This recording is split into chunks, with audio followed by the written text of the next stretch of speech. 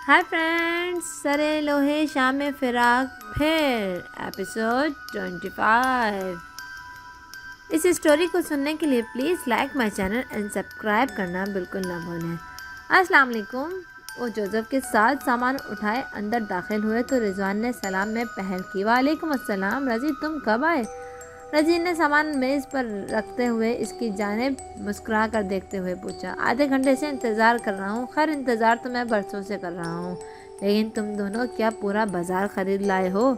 बस कुछ ख़रीद ही लिया। वो सोफे पर थक कर बैठते हुए बोली तो जोसेफ से कहा, जोसेफ तुम भी बैठ जाओ, थक गए होगे। आज तो मैंने तुम्हारी छुट्टी भी ज़ाया करा दी। कोई बात नहीं सिस्टर, आपका काम करके मुझे खुशी होती है, वो खुश अखलाक़ी से बोला मुस्कुराते हुए। तो इसने भी दिल से दुआ दी, अल्लाह तुम्हें खुश रखे भाई। ये कौसर की शादी की शॉपिंग की है तुम दोनों ने? रिजवान ने पूछा। जी रजी भाई, सिस्टर चाहती हैं कि कोई कमी ना रह जाए। हम 10 बजे के गए, अब लौटे हैं, अभी भी बहुत सा काम बाकी है, जोसेफ ने मुस्कुराते हुए बताया। यार, इस पर तो काम का भूत सवार रहता है हर वक्त, वो हंसकर बोला। और तुम पर किसका भूत सवार रहता है? रिजवान ने उसे देखते हुए पूछा। तुम्हारे इश्क का। रिजवान ने जोसेफ की मौजूदगी की परवाह किए बगैर कहा तो वो पूरी तरह सटपटा गई, शर्मा गई, जबकि जोसेफ को हंसी आ गई। बहुत फिजूल हो तुम भी कम नहीं हो, दूसरों की शादी कराती फिरती हो, कभी मेरी और अपनी शादी के मुतालिक भी संजीदगी से सोच लिया करो। रजी, इसने उसे घूरते हुए किशन दे मारा और हंस पड़ा। वैसे सिस्टर, रजी भाई ठीक तो कह रहे हैं, जोसेफ ने हंसकर कहा। तुम्हारे रजी भाई तो हमेशा ही ठीक कहते हैं, वो चिढ़कर बोली तो दोनों हंस दिए। अच्छा सिस्टर, मुझे इजाज़त दीजिए, माँ जी इंतज़ार कर रही होंगी। बैठो ना, खाना खाकर जाना। बुआ बुआ खाना लगवाएं, रिजा ने इसे कहा और फिर बुआ को आवाज़ देने लगी। जोसेफ ने संजीदगी से कहा, नहीं सिस्टर, खाना तो मैं माँ जी के साथ ही खाऊंगा। छुट्टी वाले दिन वो मेरी पसंद का खाना पकाती हैं, हम दोनों इकट्ठे ही खाते हैं। वाह यार, तुम्हारे मज़े हैं खूब। रिजवान ने इसके शाने पर हाथ रखकर कहा तो वो हंस दिया और फिर खड़ा होकर बोला, ओके सिस्टर, मैं चलता हूँ। Okay, thank you Joseph. और हाँ, ये बैग लेते जाओ, इसमें माँ जी के लिए कुछ चीज़ें हैं, इन्हें मेरी तरफ से दे देना और मेरा सलाम भी कहना। वो इसे एक शॉपिंग बैग देते हुए बोली तो इसने कहा, सिस्टर आप बहुत मेहरबान हैं, आप अगर ख़ुद घर आकर माँ जी को ये चीज़ें देती तो इन्हें बहुत ज़्यादा खुशी होती। इंशाल्लाह मैं जल्द ही माँ जी से मिलने आऊँगी। रिजा बेटा, खाना लगा दिया है, तुम्हें आता देखकर ही किचन का रुख कर लिया था। आ जाओ तुम सब, बुआ ने आकर बताया। जोसेफ, तुम माँ जी के साथ खाना खाएंगे? और रिजवान, तुम? मैं खाना खाकर आया हूँ, तुम खा लो, रिजवान ने इसकी बात काट कर कहा। मैं अकेली नहीं खा रही बुआ, आप खाना रहने दें, अच्छी सी कॉफ़ी और साथ मेरा फेवरेट केक ले आए, रिजा ने कहा। आए हाय बेटा, केक काफ़ी भी केक कोई पेट भरता है, सारा दिन जान मारती हो, मगज़ खाती हो और खिलाती भी हो कुछ नहीं। रिजवान बेटा, तुम्हें इसे समझा। बुआ ने ममता भरे लहजे में इसकी खैर लेते हुए रिजवान को देखा। बुआ बेफिक्र रहें, मैं इसे समझा कर ही लूँगा, तुम अपनी ज़बान बंद रखो, समझे? रिजा ने इसे घूरते हुए कहा तो वो तीनों हंस दिए। सिस्टर, एक बात बतानी थी आपको। जोसेफ अपनी बात कहने की वजह से अब तक खड़ा था, मौका मिलते ही बोला तो इसने कहा, कहो जोसेफ, क्या बात है? सिस्टर, मैं सलमान होना चाहता हूँ। क्या? सच? वो खुशी से अपनी जगह से उठ खड़ी हुई। रिजवान का रद्द अमल भी कुछ ऐसा ही था और बुआ तो हैरत और खुशी से माशाल्लाह माशाल्लाह कह रही थी। जी सिस्टर, मैं मुसलमान होना चाहता हूँ, जोसेफ ने मुस्कुराते हुए बोला। रिजवान ने उसे आगे बढ़कर गले लगा लिया। तुमने ऐसी ज़बरदस्त खुशी की खबर दी है कि मेरी सारी थकन दूर हो गई है। लेकिन जोसेफ, वो तुम्हारी माँ जी की भांजी का क्या बनेगा? रिजा ने मुस्कुराकर कहा। मोना तो मुझसे पहले ही इस्लामियत की स्टूडेंट रहने की वजह से इस्लाम से बहुत मुतासिर थी। मोना यानी तुम्हारी होने वाली मंगेतर है ना? रिजा ने कहा। जी सिस्टर। और सिस्टर, पिछले साल क्रिसमस के मौके पर आपने मुझे कुरान पाक का नुस्खा तफसीर का सेट दिया था, मैंने इसका मुताला किया था, समझ गया हूँ। कुरान पाक की तिलावत और तर्जुमा मुख्तलिफ कारी हजरात की आवाज़ों में सुना है। मैं खुद ब खुद इस रास्ते पर चलने के लिए तैयार हो गया हूँ। पता नहीं आपने मुझे वो सेट और पाक किताबें क्यों गिफ्ट की थी, क्योंकि मैंने तुम्हें कुरान पाक की तिलावत के दौरान बहुत एहतराम से बैठते देखते सुना था। देखा मुझे लगा तुम अंदर से बेचैन रहते हो। रिजा होम में हाफिज़ कुरान ख़वातीन की तिलावत सुनते हो, तुम जिस कैफियत से गुज़र रहे होते हो, بس اس نے مجھے یہ خیال دیا کہ میں تمہیں قرآن پاک کا تحفہ اور تفسیر کی کتاب دوں، اور مجھے بہت زیادہ خوشی ہو رہی ہے یہ سن کر کہ تم مسلمان ہونا چاہتے ہو۔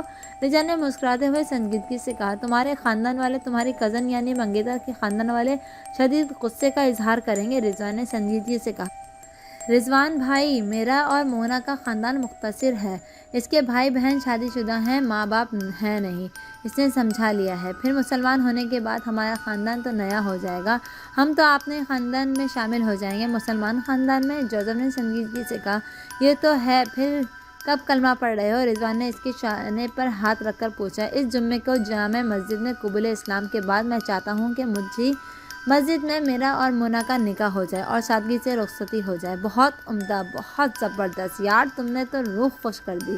اب بے فکر ہو جاؤ، مولوی صاحب سے میں بات کر لوں گا، اور رجا ہوم میں تمہارا دعوت ولیمہ بہت شاندار طریقے سے ہوگا، ہم سب تمہارے ساتھ ہیں، اس خوشی کے موقع پر تم ہمیں اپنے ساتھ پاؤ گے۔ رضوان نے خوشی سے کہا، شکریہ رضوان بھائی، آپ لوگوں کا پیار، ہمدردی، انسان دوستی اور اپناپن بھی بہت ہے، آپ کے مذہب کی طرف مائل کرنے کے اسباب میں شامل ہے۔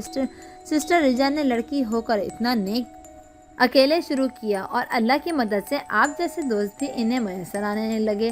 سسٹر رجا، آپ نے ایک بار کہا تھا، مجھے سمجھایا تھا کہ اللہ پر بھروسہ کرو اور اس کی دی ہوئی صلاحیتوں پر اعتماد کرو، نعمتوں کا شکر کرو اور بے فکر ہو جاؤ کہ جب بندہ اللہ پر بھروسہ کر لیتا ہے تو وہ ہر فکر سے آزاد ہو جاتا ہے، وہ انسانوں سے، ان کی ماؤں سے 70 گنا زیادہ محبت کرتا ہے، اور جو شخص اللہ کی مخلوق سے، اس کے بندوں سے نرمی، ہمدردی اور محبت برتا ہے، وہ اللہ کی محبت اور انعام کا زیادہ حقدار ٹھہرتا ہے۔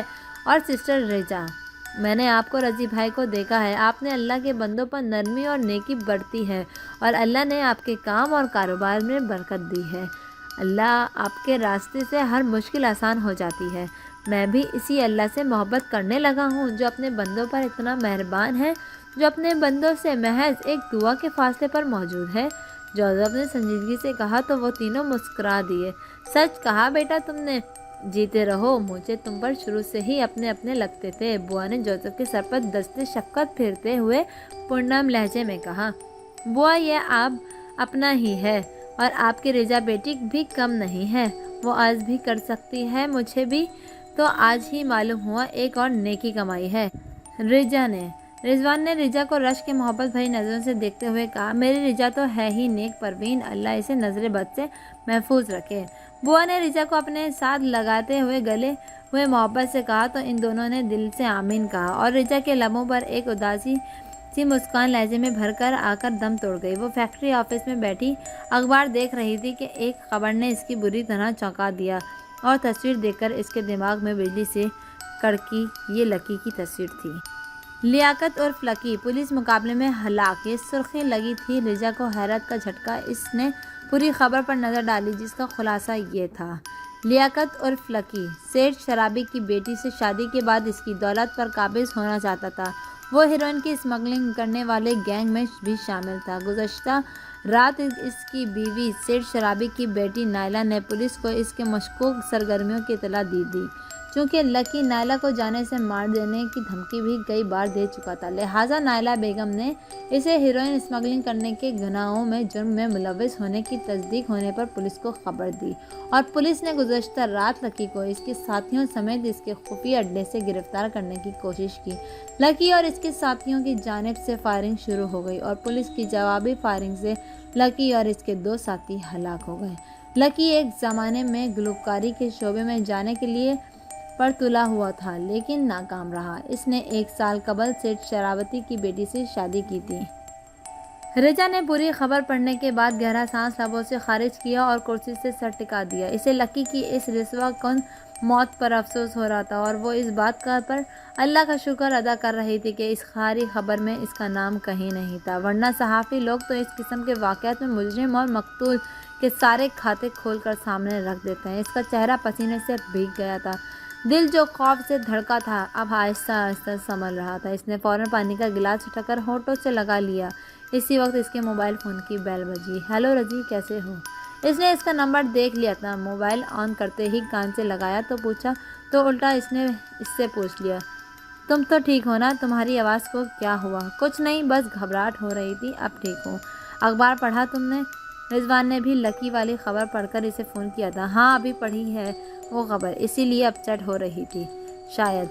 भूल जाओ रिजा, बुराई करने वाले अपने अंजाम को पहुंच गया है। शुक्र है कि तुम इसके चुंगल से निकल गई थी जल्द ही, वो संजीदगी से नरमी से समझा रहा था। अफसोस तो मुझे इस बात पर हो रहा है रजी कि आखिर मेरा इस शख्स से कोई भी ताल्लुक़ रहा तो क्यों रहा, मैंने ऐसी संगीन हिमाकतों क्यों की। रिजा, अब खुद को इसकी गलती के लिए माफ़ भी कर दो मेरी जान। वो बहुत प्यार से बोला तो इसकी बेचैन रूह को, परेशान मन को करार आ गया। अच्छा, तुम कल फैक्ट्री आ जाना, वर्कर्स में बोनस और तोहफ़े तकसीम करना है। मैं चाहती हूँ कि तुम भी मेरे साथ मौजूद आओगे ना कल, इसने नरमी से कहा। ज़रूर आऊँगा, मैं तो हरदम तुम्हारे साथ ही होता हूँ, मगर ये काम तुम अकेली भी तो कर सकती हो। वो मुस्कुराते हुए बोला। हाँ, लेकिन मुझे तुम्हारी आदत सी हो गई है। आदत को मोहब्बत कह देती तो क्या हर्ज था। लहजे में प्यार भरी शिकायत थी। जब तुम सब जानते हो, समझते हो, महसूस करते हो, देखते हो, तो क्या फिर ये ज़रूरी है कहना? वो धीरे से हंसकर बोली। ज़रूरी है, ज़रूरी रहेगा। और हाँ, याद आया वो सेठ निसार का, उसी रात वापसी पर एक्सीडेंट हो गया था। बेचारा घबरा गया था ना, पुलिस का खौफ भी गायब हो गया था। हॉस्पिटल में हाथ पाँव पर प्लास्टर चढ़ाए, सर पर पट्टियाँ बांधे पड़ा है। मैं गया था उससे मिजाज पुरसी को, उसने संजीदगी से बताया। तुम क्यों गए थे? रिजा ने हैरानगी से इसकी बात सुनने के बाद पूछा। Thank you friend, I hope कि आपको मेरी ये स्टोरी पसंद आई हो। और अगर आपको ये स्टोरी पसंद आई है तो please subscribe my channel and bell icon का बटन ज़रूर प्रेस कर दीजिए।